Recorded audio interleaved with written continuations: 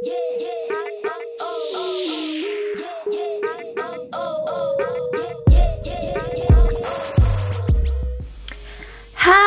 my creative peeps, and welcome back to my channel for another video. Today we are doing the One Book July update.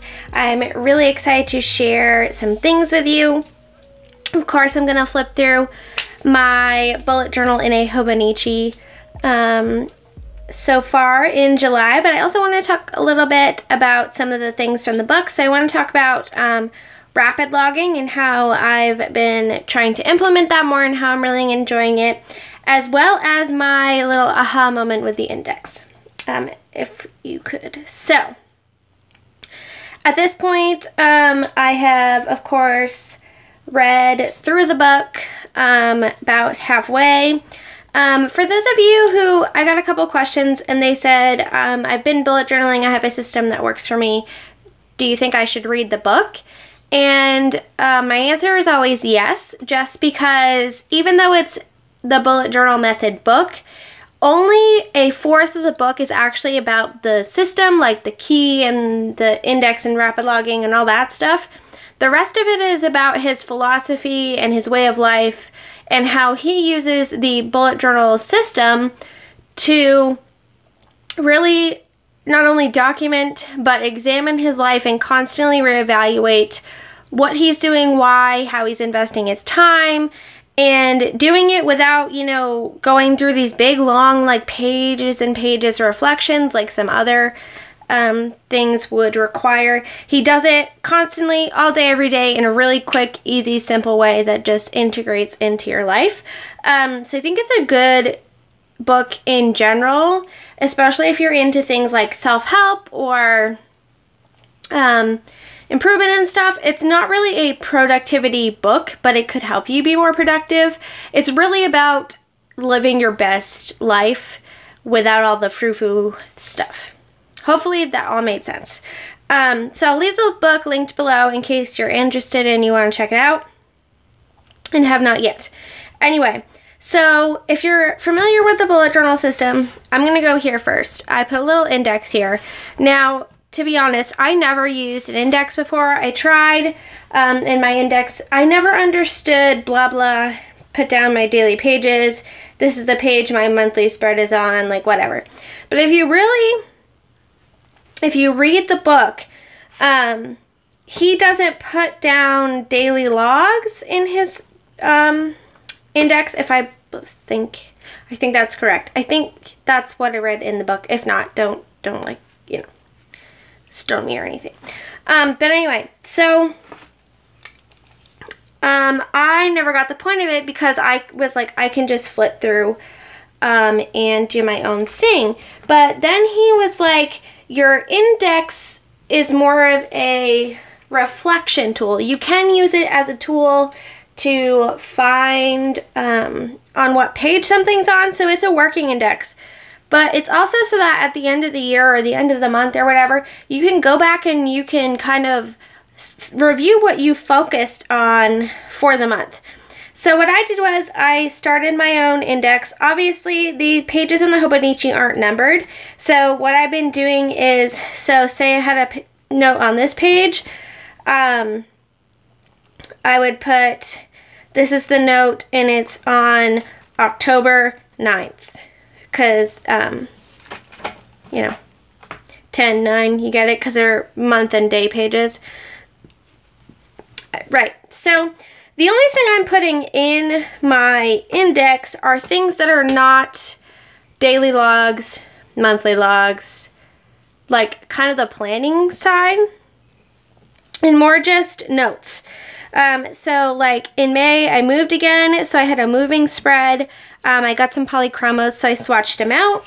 And then I did some private journaling. So that's what I indexed for May. In June, I indexed my summer goals page, another private journaling page, my astrology and notes on the full moon, and more journaling. So then in July so far I have my bullet journal book notes, which I started in the back here. So these are like excess pages. So I highlighted in the bullet journal book, and then I'm just writing stuff down there. And this is a little marker from Courtney over at Little Raven Ink. I'm part of her Patreon, so that was one of the downloads there. But yeah, so I feel like the index is much more useful this way because, to be honest, I forgot all about these swatches, and I forgot, even though I have a tab for it, I kind of forgot about my summer goals for a second. So this really shows me what I focused on in the month besides to-dos. Hopefully that makes sense. Okay, so next we'll start our little flip through here. So this is my monthly spread. I did put my goals down here for the month. So far I've achieved 2, go me. And I put little stickers on here to represent when I finish those goals, kind of. So that's been fun. Pardon the dogs. I'm guessing the FedEx guy's probably here. So then we move on to my July monthly pages. So this is what it's looking like. I've been a terrible pen pal this month and all the other months. We already know that. But then I have my waiting on list. This is very telling to what kind of a workaholic I am. So that's been interesting to track. And, you know, my monthly to-dos. And then we get into the dailies. So what I did for all of the pages this month was I put washi tape over all the dates so that I didn't feel confined to just 1 page per day. Most of the days I do 1 page per day, probably because my writing is so huge, but I wanted to make sure that I could do other things and not worry about, oh, that's pages for tomorrow. So like here, I have some notes on that page. I have some personal journaling there. So that's been really nice. I have kind of worked on my own key. Now this is a key that I do, what am I trying to say? It's a key that I naturally do for the most part. So I always did, so bullet is a to-do. I don't have any there because I finished them all. So here, bullet is a to-do. And then once I start the to-do, if I kind of started it and then moved off to do something else, I put a box so that I know I started it, like so. Then when it's finished, I put a full box, or say I'm migrating from 1 month to the other or 1 week to the other, I'll fill in half the box to say, well, I did most of it, but I still have a little bit left to do. Notes for me are always this little dash. I try to incorporate the star, so like things that I really need to remember to do, like re-register my car. Things that I decided are no longer relevant. So in the book, obviously, not obviously, but if you've read it, he talks about making sure you're always going through and scratching off those things that aren't really relevant anymore, or that you decided not to do. So like maybe you wrote down do this, like, hold on, I have one in here.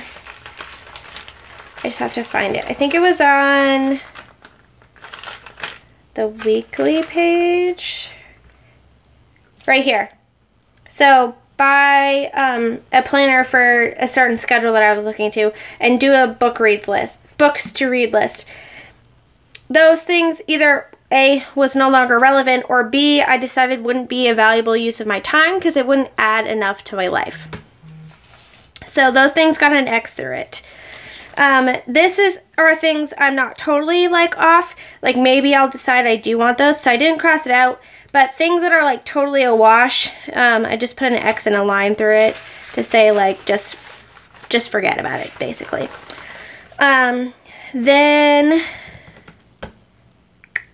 circles are events. So since I started to jot down like things I did during the day, that normally, like here, so I read in bed that morning. Normally I would just put a sticker and a block in it like I do in my weekly spreads, or like here, Breakfast with Dad. So instead I'm doing a little circle with the color in it to represent that that was like a note of something I did that day. And then, yeah, I was gonna try and do this like YouTube play button and the Patreon play button for my posting schedule, but I'm not totally sold on that yet. So we'll see, but I didn't realize I naturally did this key because I was trying to force myself to do his key, and I was like, this doesn't make sense in my brain. So I just kind of went along and I was like, okay, so this is a task, and I just wrote whatever went with it in my brain, and then eventually this is what evolved. So another thing that I've been doing with the rapid logging is some days I don't get to my bullet journal at all. It's really something I'm trying to work on because I know that I feel better when I have something down. Like my overall like mental health the next day is better, and I feel more calm. But it doesn't always work out with how busy my life is. So instead I'm doing, so the next day, this was Saturday. So Saturday was 2 pages. So on Saturday, I was like, oh shit, I didn't touch my bullet journal for Thursday, Friday, or Wednesday. So I went about my daily log, and then eventually when I was ready to kind of log what I did those days, just because I didn't want to forget, I just put the notes. So on this day, this is a recap of the fun things I did. And I'm pretty sure that I put on this list, yeah, see, this week's event dump. So I knew that I wanted to do it, but I didn't have to do it right away. So I put it on my list to do. That's been another big thing for me, is usually when I'm like, oh shit, I have to do that, I go do it, instead of like writing it down and being okay with like, all right, maybe this doesn't get done today, maybe it doesn't get done tomorrow, but you wrote it down so you're not going to forget. I'm using the 1BJ for One Book July notes, anything that I think of there. But yeah, overall, the rapid logging has been really awesome. I feel less pressure to get like the to-dos done right away. I don't know why, but I just do. Like, it's, my brain thinks of them all kind of as notes, and then some of them obviously are to-dos, and I'm putting like scheduled things up here, but I don't know, I'm really digging the actual like rapid logging. So like today, I fell down a rabbit hole this morning, was supposed to be, you know, working, and I wasn't working, and I ended up on the USAA website looking at cars, because I'm gonna have to get a new car within the next year or so. So I stumbled upon one that I liked. I did some research about, because I want to get a Jeep, so I was looking at the different gas mileages based on the different types of Jeeps, and then I saw one that I really liked, and of course I'm not gonna like jump on it right now to try and buy it, but I wanted to keep a record of it. This is what I thought, this is what I jotted down, yada yada. So normally that would never get put anywhere. Like, I would just do it and go, oh shit, you wasted a bunch of time, Leanne, and now you suck and your to-do list is just as long.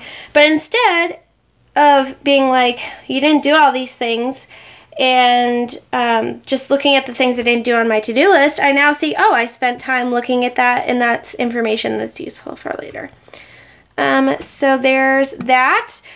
This is what I've decided to do for my weekly instead, because really the only thing that the weekly functionally does for me, since I'm now documenting things on a daily basis, is one, it keeps me on track of this is a shit you need to do this week, and two, I like looking at my week schedule alone rather than constantly flipping to this and going, oh shit, which week is it?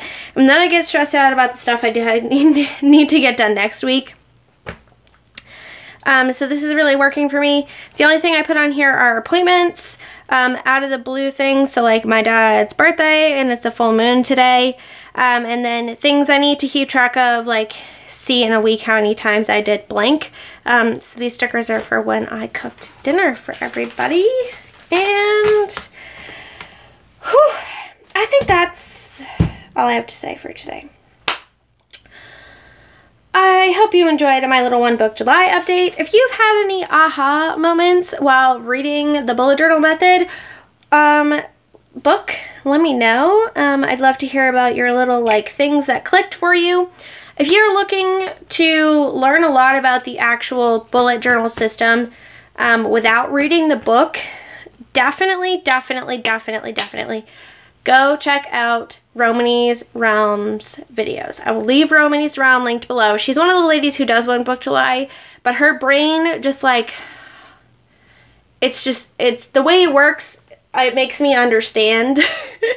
And she really takes the frills out of the bullet journal, and she's like, this is a system, this is why this works. Oh, and speaking of, she reminded me about the app on my phone that I hadn't used. So this is the bullet journal app. It has more features if you have an Apple, but the Android version is a little simpler. But one of the things I've started using is the log in the app. So what this does is you can do event, task, or note. You hit it, you write it, you can write as many lines as you need to, and then let me show you. It pops up, so you have 72 hours right here, 72 hours to move that into your actual bullet journal. So this, to me, is perfect when I'm at work. So when I'm at work, walking around, cleaning something, I don't have time to go to my car, grab my journal, write it down, but I have my phone on me, obviously. Who doesn't, right? So I'll be going throughout my day and I'm like, oh shit, I can't forget to do that. Oh shit, when I get home I should look at that. Oh shit, when I, and you go through the day and they're all rolling around your head, and then you get home and you sit down in front of your bullet journal and you're like, what was I going to do today? And it just blank, So this is perfect. It is, if I can remember to anyway.